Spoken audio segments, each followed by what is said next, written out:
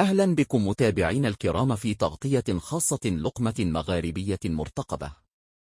يتجدد الموعد بين اتحاد الجزائر وأولمبيك آسف المغربي في مواجهة نارية ضمن الجولة السادسة والأخيرة من دور المجموعات لبطولة كأس الكونفدرالية الإفريقية لموسم 2025-2026. موعد المباراة وتوقيت الانطلاق سيكون موعدنا مع هذا الصدام القوي يوم السبت القادم 14 من فبراير، وتنطلق صافرة البداية في تمام الساعة 7 مساء بتوقيت الجزائر والمغرب وتونس.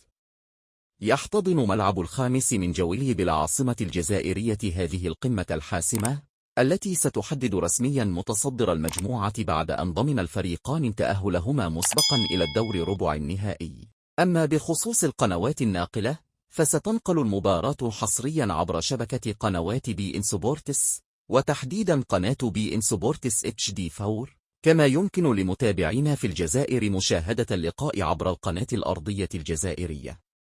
شاركونا توقعاتكم في التعليقات، ولا تنسوا الإعجاب بالفيديو والاشتراك في القناة ليصلكم كل جديد.